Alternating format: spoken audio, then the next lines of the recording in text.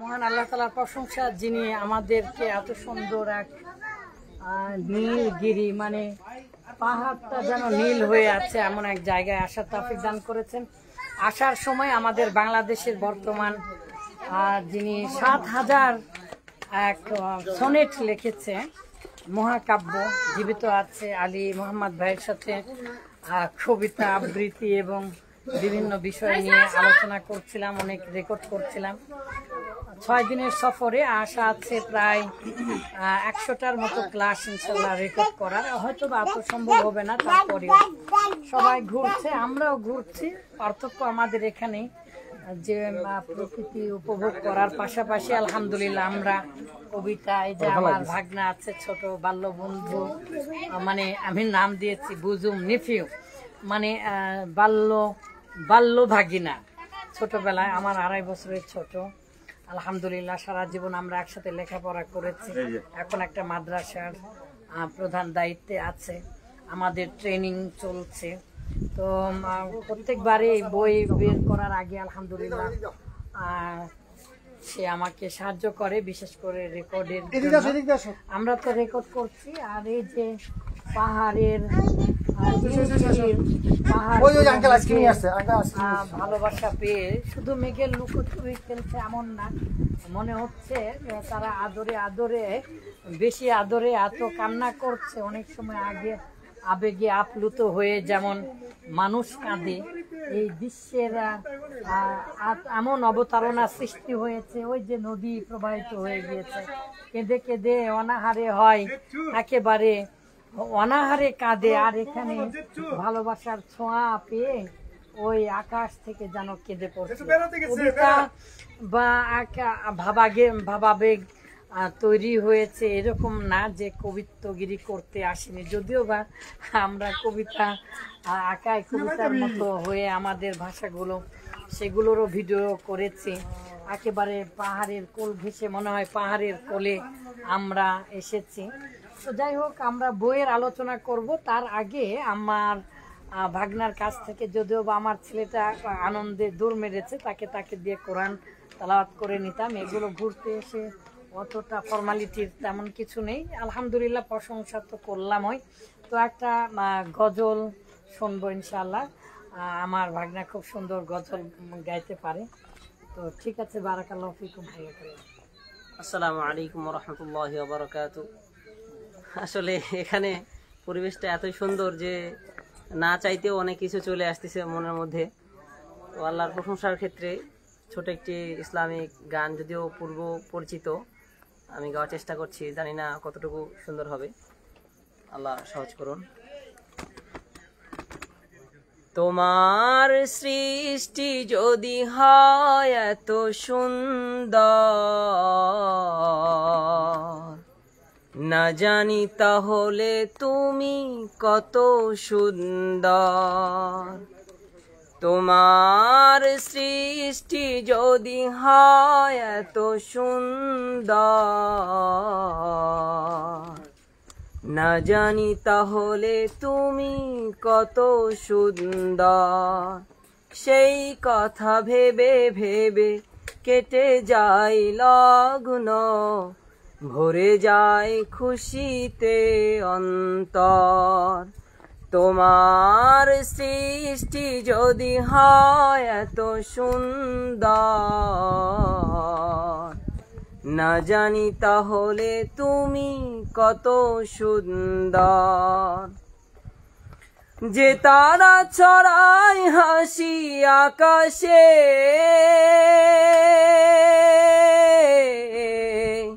যে ফুল সুরভি ঢালে বাতাসে, যে তারা ছড়ায় হাসি আকাশে, যে ফুল সুরভি ঢালে বাতাসে, সেই তারা সেই ফুল যদি এত সুন্দর, না জানি তাহলে তুমি কত সুন্দর। তোমার সৃষ্টি যদি হয় এত সুন্দর, না জানি তাহলে তুমি কত সুন্দর। যে পাখি ছুটে চলে সুদূরে, যে ফুল সুরভি ঢালে বাতাসে, যে তারা ছড়াই হাসি আকাশে, যে ফুল সুরভি ঢালে বাতাসে, সেই তারা সেই ফুল যদি এত সুন্দর, না জানি তাহলে তুমি কত সুন্দর। তোমার সৃষ্টি যদি হয় এত সুন্দর, না জানি তাহলে তুমি কত সুন্দর। যে মানুষ মানুষের বেদনায় কেঁদেছিল আজীবন মদিনায়, যে মানুষ মানুষের বেদনায় কেঁদেছিল আজীবন মদিনায়, সেই মানুষ যদি হয় এত সুন্দর, না জানি তাহলে তুমি কত সুন্দর। তোমার সৃষ্টি যদি হয় এত সুন্দর, না জানি তাহলে তুমি কত সুন্দর। আসসালামু আলাইকুম। মাশাআল্লাহ, তোমার সুরের ঝংকারে মনে হচ্ছিল গর্জে মেঘ, ঘন বর্ষা, এমনটা না, আসলে অনেক সুন্দর লাগছিল। যারা পর্যটক এসেছে তারা সবাই দেখছে, আলহামদুলিল্লাহ, শুকরান, বারাকাল্লাহু ফিকুম। এমন এক উৎফুল্ল মনে যেখানে এসে মন উড়ে যায় পাখির মতো, যেখানে এসে পৃথিবীটাই মনে হয় সব কিছু, যদিও বা পার্বত্য চট্টগ্রামকে পৃথিবীর নয় বাংলাদেশের স্বর্গ বলা হয়, সেই জায়গায় এসে তোমার সুরের ঝংকারে সবাইকে মনোনীত করেছ। আলহামদুলিল্লাহ, আমাদের আশেপাশে কিছু ভাইরাও আমাদের কথা শুনছেন। সম্ভবত মোবাইলের চার্জ ফুরিয়ে যাওয়ার কারণে আমাদের মহাকবিকে পাচ্ছি না, একটু দূরে গিয়েছে। আমাদের কবি এসেছেন আলী মোহাম্মদ, আপনারা জানবেন অনেক আমাদের বাংলাদেশে বর্তমান সনেটের মধ্যে তিনি কায়কোবাদের পরেই মূলত তার আছে 7,000 তিনি লাইন লিখেছেন, তাও সনেট। আপনারা জানেন চতুর্দশপদী কবিতা বলি লেখা কতটা কঠিন। এছাড়া অনেক প্রণয় কাব্য লিখেছেন। তো যাই হোক, আমি তার সাথে আসছিলাম, অনেক ক্লাস নিচ্ছিলাম। ছোট্ট একটা আমরা যাই করি না কেন ফাঁকে ফাঁকে লেখাপড়া। আজওয়াত আসো, আমি যখন এই ইয়াতে আসছিলাম, এর পাশেই থানচি, বাংলাদেশের একদম সর্বপূর্ব থানা, সেই থানচির কথা বিশেষ করে এটা আমার মনে ছিল না। আমার ছোট ছেলে মনে করে দিল যে বাংলাদেশের বান্দরবানে মানে সবচাইতে কম মানুষ বসবাস করে, কোন জেলায় সবচাইতে কম মানুষ বসবাস করে। আমার ছেলে কিন্তু এটা বলে দিয়েছে, আপনারা তার জন্য দোয়া করবেন।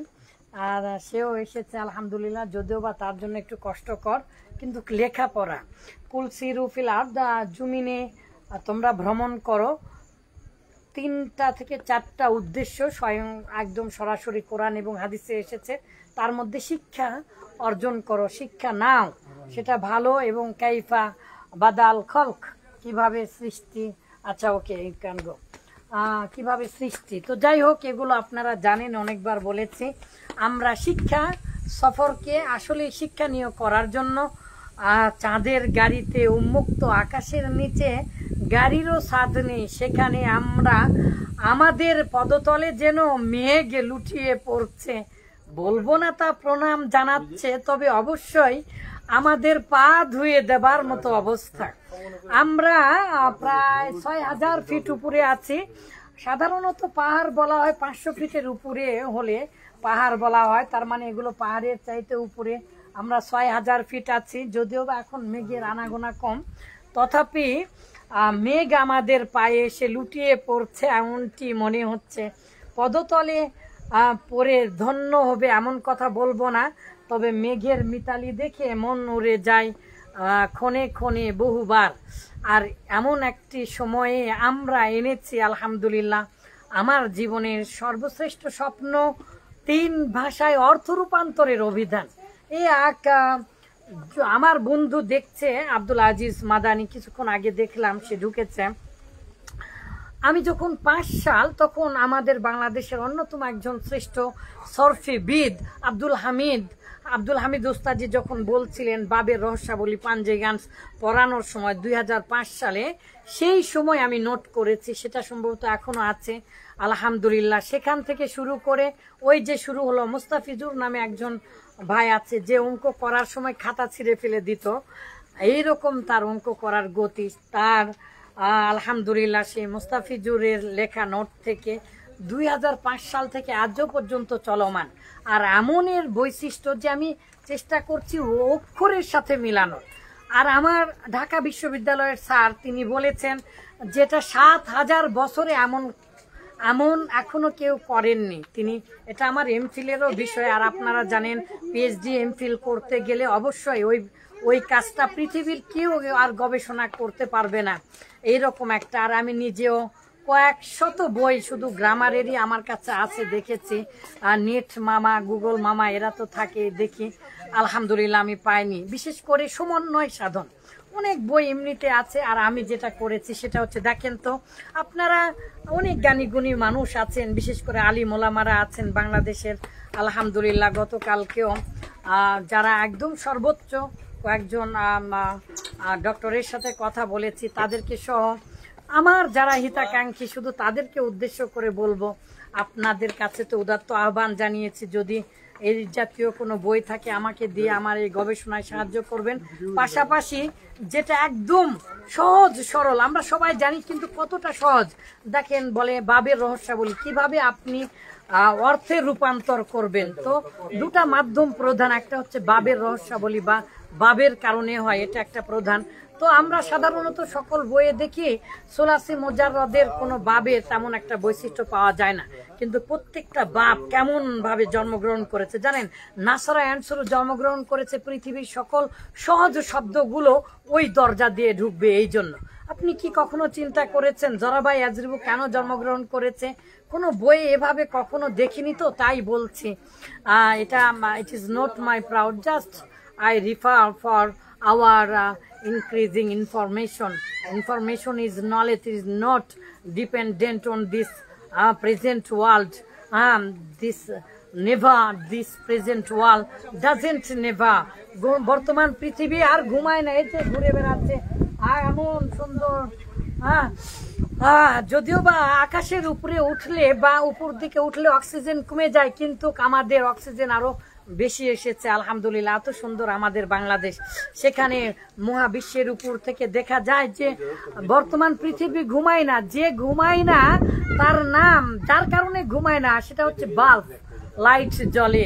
আর এই বাল্ব আবিষ্কার করেছে কে? তার নাম হচ্ছে টমাস আলভা এডিসন। 1000 বা 100 বার চেষ্টা করার পরে কিন্তু আমাদের বিশ্বাস অনুপাতে, ইসলাম ধর্মের বিশ্বাস অনুপাতে মুসলিম না হলে সে থাকবে জাহান্নামের কালো অন্ধকার আগুনে। তাহলে দেখেন গোটা পৃথিবীকে আলো জ্বালিয়ে সে অন্ধকার জাহান্নামের আগুনে থাকবে। তাহলে কি সফলতা? Is a successful life or that is the great? No, never. We can't think this. It is behind our thought. তাই আমরা সফলতা চাই আপনাদের দোয়ার মাধ্যমে। আমার আপনজন, আত্মীয় স্বজন, এগানা বেগানা, পাড়া প্রতিবেশী, ইভেন যারা আমাকে চিনেন না, জীবনে দেখেননি, এই কর্মটা জন্য অবশ্যই দোয়া করবেন। হিংসা আগেই বলা ঠিক নয়। আমার একজন আব্দুল মতিন মাদানি ভাই বলেছিলেন, একটা কাজ না করে আগেই বলবে না, অনেক মানুষে হিংসা করবে, এটা জানি, কিন্তু আপনাদের ভালো যারা আছেন তাদের দোয়ায় অবশ্যই ইনশাল্লাহ এই কাজ সফলতার মুখ দেখবে। কি সেটা দেখেন, জরাবাই ইয়াজরিবু, যে পৃথিবীর সকল কঠিন শব্দ এই দরজা দিয়ে ঢুকবে, এই বাপ দিয়ে ঢুকবে। কখনো কি কোনো বইয়ে দেখেছেন এভাবে? যেমন দেখেন মিসালে ওয়াও ইয়াটা পড়ে যায়। এই যে ওয়াও ইয়াটা পড়ে যায় সাধারণত সকল বইয়ে ইলমুস সিগা থেকে শুরু করে সকল পাঞ্জে গানছে সকল বইগুলোতে লেখা থাকে জরাবা ইয়াজরু বাবের ফা কালেমায় ওয়াও ইয়া হলে। এটাও একটা না না না না না না না না না আসলে সামিয়া দিয়েও পড়ে যায়, ফাতাহা দিয়েও পড়ে যায়, ফা কালেমায় ওয়াও ইয়া হলেই পড়ে যাবে। আমি এখানে ক্লাস নিতে আসিনি, তারপরে একটা প্রচারমূলক ক্লাসগুলোরও ভিডিও করছি, আলহামদুলিল্লাহ শেষ করে দিচ্ছি। তো ফাতাহায় আফতাউ শুধুমাত্র আলফা আলকি বা আইন কালেমা উচ্চারণ সহজ হবে কখন? যখন দুটারই আইন কালেমায় ফাতা হবে। কারণ আল ফাতহাতু আখাফুল হারকাত, ফাতা হচ্ছে আখফু, এই জন্য দেখেন ফাতাহায় আফতাউ। তাহলে আর কারুমা একরুমু পৃথিবীর সকল অ্যাডজেক্টিভ, এই যে নীল হওয়া, এই যে আলোকিত হওয়া, এই যে সুন্দর হওয়া, সব কিছুতেই আপনি কারুমা একরুমু দিয়ে ঢুকাতে পারবেন। এই প্রত্যেকটা বাবগুলো আবার প্রত্যেকটা বাবের আবার যখন মাজিদ ফিতে নিয়ে যাবেন কেমন অর্থ দিবেন, এগুলো এতদিন ক্লাস নিয়েছে। এখন আলহামদুলিল্লাহ দেখেন সুন্দর করে 3 ভাষার সমন্বয় করে অক্ষরের মিল করে, জানি না দেখা যাচ্ছে কিনা, তারপরে আবার বাংলার সাথে চিহ্ন দিয়ে দেখেন ইংলিশের আবার চিহ্ন, ইংলিশের চিহ্ন, বাংলার চিহ্ন এবং বাবের চিহ্ন। আপনি আপনার ইচ্ছা মতো whatever you want, this is the tricks, আপনি যা চান তাই করতে পারবেন। তো আল্লাহ তাআলা আমাদের কর্মগুলোকে কবুল করুন। সম্মানিত হিতাকাঙ্ক্ষী ভাই অবশ্যই দোয়া করবেন। আমাদের কবি সাহেব বেড়াতে গিয়েছেন, তা না হলে তার অবশ্যই এক্সট্রা ভিডিও করা হয়েছে। দোয়াটাই হচ্ছে বড়, লাই কদরুল কদরিল্লা বি দোয়া, দোয়া ছাড়া ভাগ্য পরিবর্তন হয় না। কবুলিয়াতের মালিক হচ্ছে আল্লাহ তাআলা। আপনারা দোয়া করুন, আপনাদের দোয়া আমাদের আকাঙ্ক্ষা, দেশবাসীর দোয়া ইনশাল্লাহ অবশ্যই আল্লাহ তাআলা ফেরত দিবেন না। যে যেভাবে পারেন অবশ্যই গান দিয়ে, পরামর্শ দিয়ে এই বইটা প্রকাশ করতে সাহায্য করবেন ইনশাআল্লাহ। কবিতা আর কি বলবো, কবিতা বলতে চাইলাম, কবিতা কি আর বলতে চাইলাম, আমি একটা কবিতা লিখেছিলাম, চাই যে কবিতা লিখতে পারি না কারো মনের মতো করতে, তবুও চেষ্টা করি, দিবারাতে কবিতা না মিলতেই ভুল করি। তোমার জীবন তো বড় সাহিত্য, লাখো যদি জন্ম থেকে মৃত্যু পর্যন্ত, তাই বুকে সাহস লয়ে কবিতার ওই কলম তুলে আজগুবি সব কথা যা আসে মাথায় জুড়িয়ে দিলাম হেতায়, সবকিছু এলোমেলো, একটা কবিতা কি হলো, হ্যাঁ হ্যাঁ হলো হলো হলো হলো হলো, এইরকম ভাবে কবিতা লিখেছি অনেক, আলহামদুলিল্লাহ।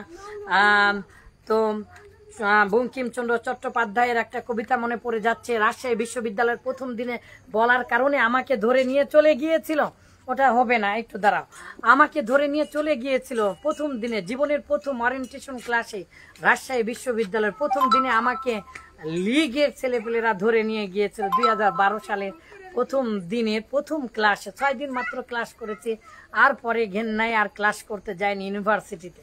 সম্মানিত ভাই, সেই সময় একটা কবিতা বলেছিলাম, বঙ্কিমচন্দ্র চট্টোপাধ্যায় ওই কবিতাটা বলে সোনা পুরস্কার পেয়েছিলেন। চল চল আশা রাশি আছে, চল নামি আমরা ক্ষুদ্র ক্ষুদ্র বৃষ্টিবিন্দু, এক একজনে জ্যোতিকা কলির শুষ্ক মুখ ধুইতে পারি না, মল্লিকার ক্ষুদ্র হৃদয় ভরাইতে পারি না, আমরা চল যুদ্ধ শুরু করিব, কে বাধা দিবে বায়ু, ইস তার ঘাড়ে চড়িয়া দেশ হতে দেশান্তরে যাইব, তার ঘাড়ে চড়িয়া জানালা দিয়া উকি মারিব, সে তো আমাদের বাহন মাত্র, চল আমরা বর্ষণ যুদ্ধ শুরু করিব, কেউ আকায় নামিও না অর্ধপথে, প্রচন্ড রোদের কিরণে শুকাইয়া যাইবে, বন্ধুরা চল আমরা বর্ষণ যুদ্ধ শুরু করিব, আমাদের দেখিয়া পৃথিবীর আহ্লাদ দেখ, বড় বড় গাছ যেন উপর হইয়া প্রণাম জানাইছে, আর আমাদের পদতলে লুটাইয়া পড়েছে, সোনার মুকুট পরিয়া ধান যেন আমাদেরকে প্রণাম জানাইছে, ইত্যাদি ইত্যাদি, কি জানো কথা, কে আমরা জানো, আমরা হচ্ছে বৃষ্টিবিন্দু, তো আমরা এত ক্ষুদ্র, আমাদের মতো ক্ষুদ্র পৃথিবীতে কেউ নেই, আমাদের মতো বলবান কেউ নেই, ইত্যাদি ইত্যাদি কথা। তো সম্মানিত দিনী ভাই, আপনাদের দোয়ায় ইনশাল্লাহ অবশ্যই, আপনাদের সাহায্য সহযোগিতায়, আপনাদের দোয়া, আপনাদের কল্যাণ, আপনাদের পরামর্শে অবশ্যই ইনশাল্লাহ আমাদের এটা সফল হবেই হবে। আল্লাহ তাআলা আমাদের এই কর্মগুলোকে সফল করুন, আল্লাহুম্মা আমিন। আসসালামু আলাইকুম ওয়া রাহমাতুল্লাহি ওয়া বারাকাতুহু।